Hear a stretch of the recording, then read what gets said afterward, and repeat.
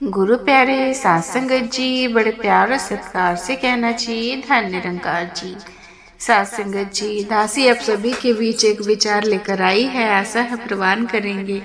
साथ संगत जी, प्यार से कहना चाहिए धन निरंकार जी।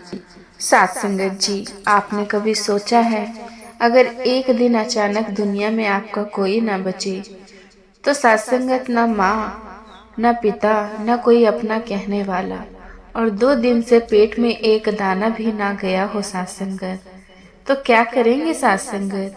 आप रोएंगे, भगवान को कोसेंगे, या फिर अपनी किस्मत से लड़ेंगे साथ संगत? ये कहानी है एक ऐसे लड़के की है जिसके पास ना छत थी ना सहारा। साथ संगत जी, झोपड़ी पट्टी की तंग गलियों में एक फटी हुई टीम की साथ संगत जी, छत के नीचे आकाश चुपचाप बैठा था साथ संगत। उसकी आंखें सूखी थी, शायद साथ संगत जी आंसू भी अब थक चुके थे। आज 2 दिन हो चुके थे साथ संगत उसकी माँ और पिता को इस दुनिया से गए हुए, और 2 दिन से उसके पेट में एक दाना भी नहीं गया साथ संगत। वो घुटनों को सीने से लगाकर बैठा था और आसमान की तरफ देख रहा था। भगवान, अगर सब छीनना ही था तो साथ संगत मुझे क्यों छोड़ दिया? उसके शब्द हवा में खो जाते, कोई जवाब नहीं आता। पास ही झोपड़ी में चूल्हे जल रहे थे, बच्चे की हंसी की आवाजें आ रही थी, लेकिन आकाश की झोपड़ी के बाहर सन्नाटा था साथ संगत। कल तक जो लोग उसके माँ बाप के साथ बैठकर चाय पीते थे, आज उनमें से कोई भी उसके दरवाजे तक नहीं आया साथ संगत। ना किसी ने पूछा कुछ खाया, ना किसी ने कहा डर मत हम हैं। बस हर कोई अपने अपने जीवन में व्यस्त था साथ संगत।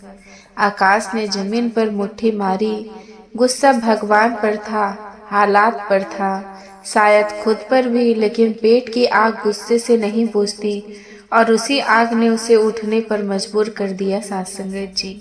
आकाश धीरे धीरे खड़ा हुआ, सिर भारी था, पैरों में ताकत नहीं थी साथ संगत, लेकिन भूख इंसान को सोचने नहीं देती साथ संगत। उसने झोपड़ी के कोने में पड़ा पुराना जूता, दरवाजे की टेढ़ी लकड़ी हटाई और बाहर निकल आया साथ संगत।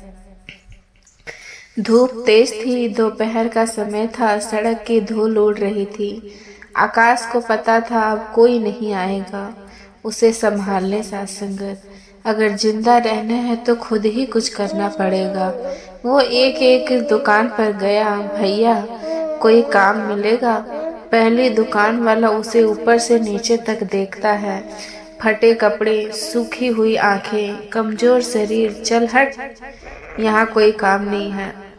दूसरी दुकान, तीसरी दुकान, हर जगह वही जवाब साथ संगत। किसी ने कहा तू कर क्या लेगा? किसी ने कहा पहले नहा धोकर आ। किसी ने तो हंस भी दिया। आकाश के अंदर कुछ टूट रहा था साथ संगत, लेकिन वो रुक नहीं रहा था। धूप और तेज हो गई, पेट में मरोड़ उठी। उसी वक्त सामने से उसकी झोपड़ी पट्टी का ही एक लड़का आता दिखा। उसकी उम्र भी लगभग आकाश जितनी थी साथ संगत।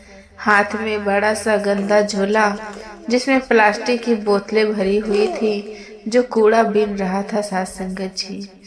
लड़के ने आकाश को देखा और ठिठक गया, अरे तू? आकाश ने कमजोर आवाज में कहा, काम ढूंढ रहा हूँ। लड़का हंसकर हल्का सा मुस्कुराया साथ संगत। वो मुस्कान मजाक वाली नहीं थी, हकीकत वाली थी। यहाँ कोई काम नहीं देगा तुझे? मैं भी पहले ढूंढता था, अब कूड़े से प्लास्टिक लोहे के टुकड़े बेचकर गुजारता करता हूँ साथ संगत। आकाश चुप रहा। लड़के ने जो थोड़ा ऊपर उठाया, देख यही सहारा है हमारा, किसी से उम्मीद मत रख, यहाँ मिलेगा नहीं, खुद ढूंढना पड़ेगा। कुछ पल दोनों चुप रहेंगे साथ संगत। सड़क पर गाड़ियां जा रही थी, लोग अपने काम में लगे थे। आकाश के सामने 2 रास्ते थे, या तो वापस जाकर भूख से तड़पे, या ये झोला उठाकर अपनी किस्मत से लड़ना शुरू करे साथ संगत। उसने धीरे से पूछा, ये कहाँ बेचते हो? लड़के ने उसकी आंखों में देखा, धूप तेज थी। उसने आकाश की आंखों में देखा, फिर धीरे से बोला, साथ संगत यहाँ पास में एक बड़ी कबाड़ी की दुकान है, वहीं बेच देता हूँ। आकाश ने झिझकते हुए पूछा, साथ संगत क्या मैं भी बेच सकता हूँ वहाँ? लड़के ने कहा, हाँ भाई, तू मेरे साथ चल, तुझे दाम भी ठीक मिल जाएगा। आकाश ने कहा, पर मेरे पास तो जो ही नहीं है। इस साथ संगत जी लड़का मुस्कुराया, मेरे पास एक और जो है, तो उसमें प्लास्टिक लोहे का सामान इकट्ठा कर लेना और शाम को दोनों उसकी दुकान पर बेच देंगे। आकाश ने सोचा उसके पास दूसरा कोई रास्ता नहीं था। साथ संगत कोई और विकल्प नहीं था, या तो ये रास्ता था भी भूख। साथ संगत उसने कहा, ठीक है भाई, तुम मुझे झोला दो। और फिर आकाश ने पूछा, कहाँ से बीनेंगे प्लास्टिक को बोतलें? साथ संगत लड़के ने कहा, तुम मेरे साथ चल, जैसे मैं करता हूँ रहूंगा वैसे ही करना। आकाश ने कहा, ठीक है भाई, चलो। साथ संगत जी आकाश ने कहा, ठीक है भाई, चलो। आकाश और वो लड़का दोनों चल दिए। चलते चलते साथ संगत जी उस लड़के ने अपना परिचय दिया। साथ संगत मेरा नाम राहुल है। आकाश ने सिर हिलाया। साथ संगत राहुल उसे रेलवे की पटरी के पास ले गया। वहाँ सन्नाटा था, दूर दूर तक फैली पटरियां, उनके किनारे फैला कूड़ा, प्लास्टिक की बोतलें, थैलियां, कागज। राहुल ने कहा, देख, मैं इस तरह से उठाता हूँ, तू उस तरफ से उठा ले। जो प्लास्टिक की बोतल मिले बस वही उठाना, बाकी कूड़े से मतलब नहीं। राहुल ने उठाना शुरू कर दिया। साथ संगत वो तेज था इस काम में। आकाश ने कभी ये काम नहीं किया था, मगर मजबूरी थी तो करना ही था। साथ संगत उसने झिझकते हुए पहली बोतल उठाई। गंदी थी, मैली थी, मगर पेट में फिर मरोड़ उठी और वो झिझक खत्म हो गई। साथ संगत 2 घंटे तक दोनों रेलवे पटरी पर घूमते रहे। राहुल ने साथ संगत जी अपना झोला भर लिया था, मगर साथ संगत जी मगर आकाश का झोला अभी आधा ही भरा था। राहुल ने कहा, आकाश चल चलते हैं बेचने, मेरा जो तो भर गया है। साथ संगत जी यहाँ अब और नहीं है। आकाश ने कहा, भाई मेरा तो अभी आधा भी भरा है। राहुल ने चारों ओर देखा, यहाँ तो अब कुछ और दिख ही नहीं रहा है।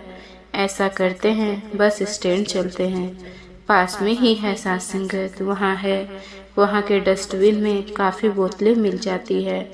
आकाश और राहुल बस स्टैंड की तरफ चल दिए। साथ संगत बस स्टैंड पहुंचकर राहुल ने कहा, आकाश तू उन डस्टबिनों में देख जो सामने हैं, तुझे कुछ न कुछ मिल जाएगा।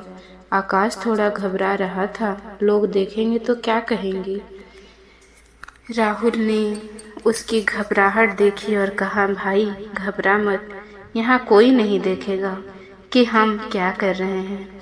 सब अपनी ज़िंदगी में व्यस्त है। अगर घबराओगे, शर्म करोगे तो भूखे ही रहना पड़ेगा। साथ संगत आकाश ने सोचा, बात तो सही रहा है।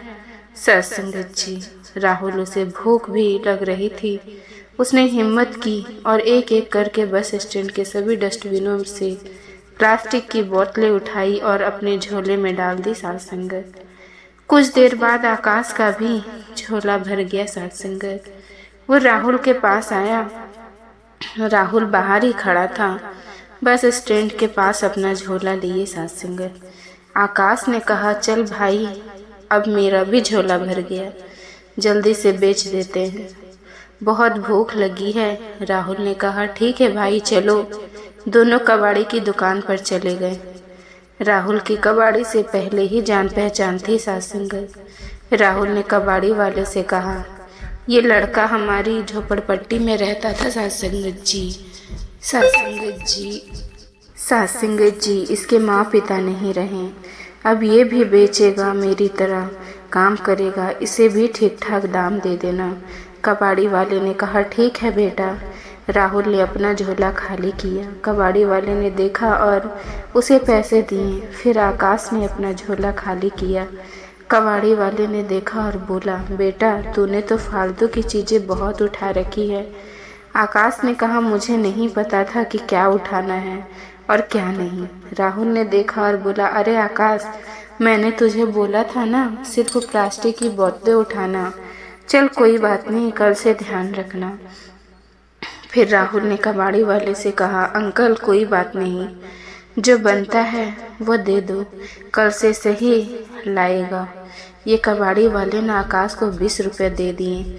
आकाश ने पैसे हाथ में लिए। 20 रुपये पहली कमाई साथ संगत। राहुल और आकाश दोनों अपनी झोपड़ी पट्टी की तरफ चल दिए। झोपड़पट्टी के पास आकर राहुल ने कहा, ठीक है भाई, कल मिलते हैं, और ये जो तू ही रख ले, मैं दूसरा ले लूँगा। कल सुबह ही निकलना है, जल्दी निकलोगे तो ज़्यादा सामान मिलेगा। आकाश ने कहा, ठीक है भाई, कल सुबह यहीं मिलते हैं। राहुल चला गया साथ संगत। आकाश अपनी झोपड़ी में आया। उसने 20 रुपये जेब से निकाले और सोचा, इन पैसों से क्या खरीदूं। साथ संगत जी, फिर उसने सोचा, चलो एक पैकेट दूध और एक पैकेट ब्रेड ले लेता हूँ। झोपड़पट्टी के साथ संगत पास ही एक छोटी सी दुकान थी। आकाश वहाँ गया। उसने एक पैकेट दूध और एक पैकेट ब्रेड खरीदा साथ संगत। 20 रुपये खत्म हो गए साथ संगत जी।